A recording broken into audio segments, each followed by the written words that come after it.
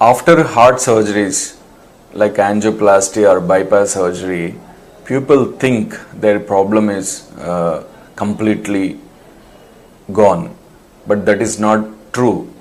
So after such surgeries, there is a greater responsibility on physician like me to educate you so that you won't land in similar problems again, as well as similar responsibility is there on you to take care of you regarding many issues which I am going to discuss subsequently, so that you won't land in same problem again and again.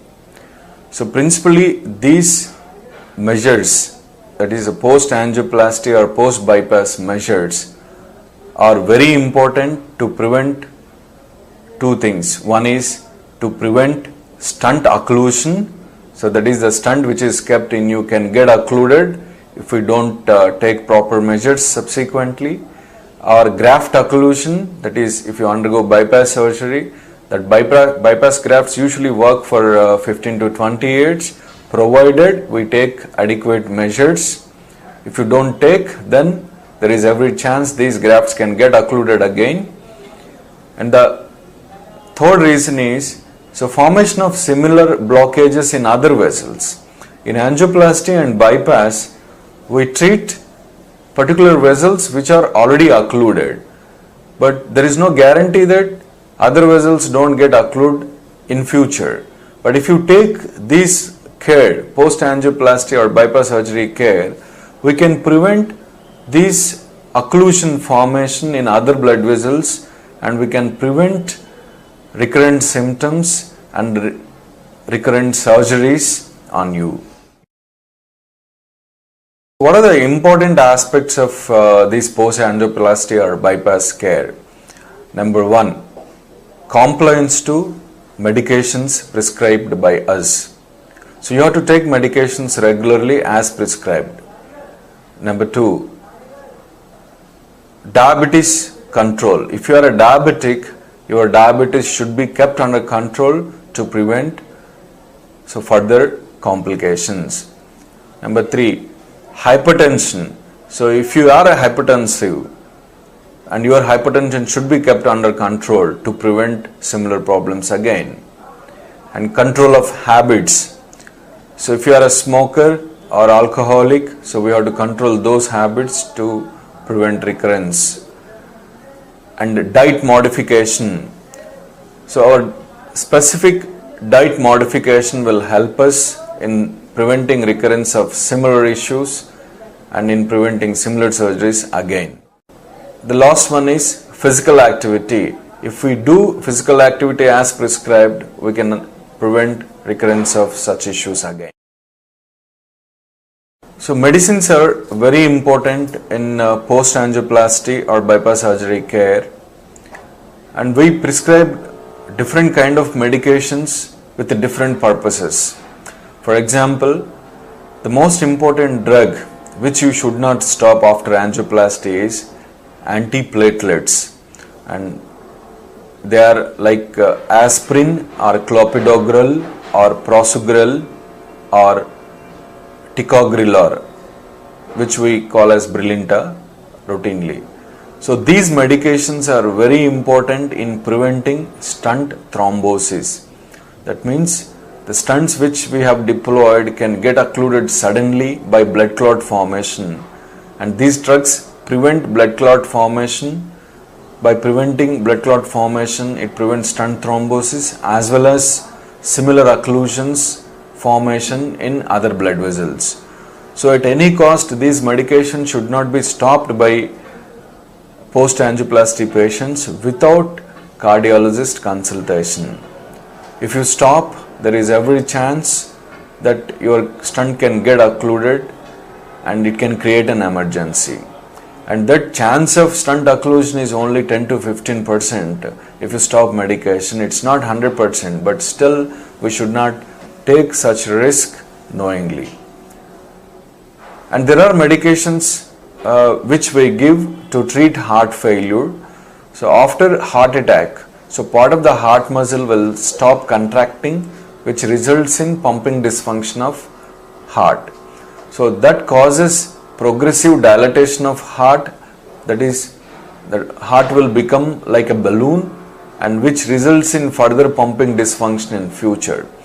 To prevent such a remodeling of heart, we give certain medications like beta blockers and ACE inhibitors, which you have to continue regularly so that it prevents remodeling of heart and it prevents further pumping dysfunction in future, so that you won't land in heart failure like situation in future. And there are medicines which are prescribed to control your diabetes if you are diabetic, and hypertension if you are hypertensive, and sometimes even cholesterol control. Diabetes control. See, if you are diabetic, so your chance of having similar problems in future is significantly more than a non-diabetic patient. But if you control your diabetes properly, so your chances of similar problems will come down, and it may become equal to a non-diabetic person.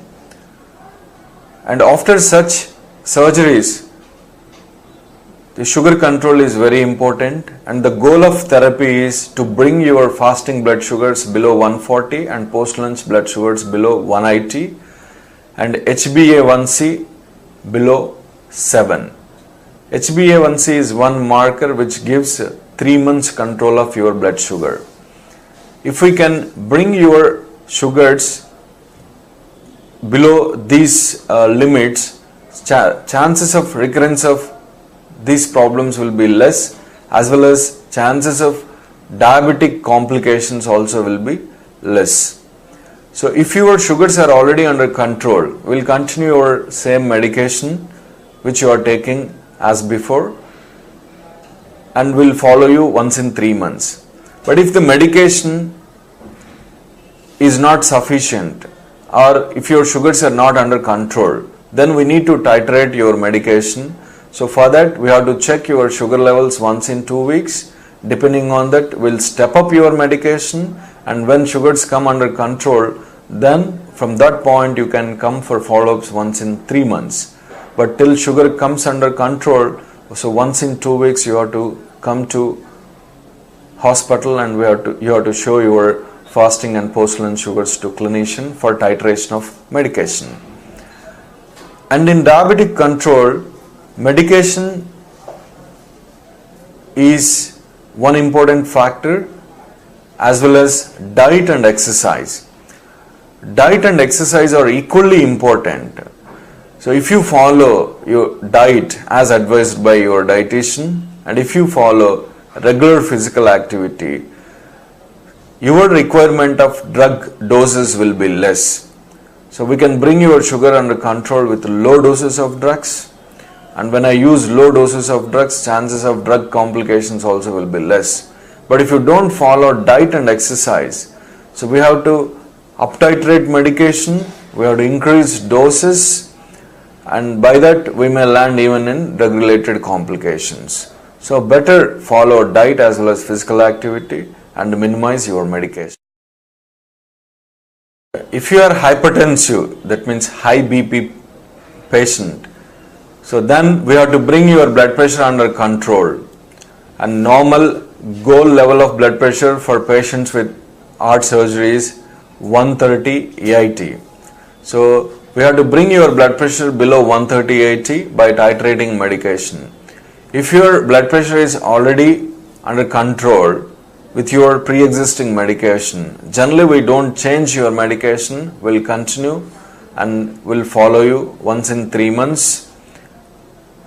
But if your blood pressure is not under control, then we have to titrate your medication, and once in 2 weeks we have to check your blood pressure. Depending on blood pressure status, if required, we up titrate your medication.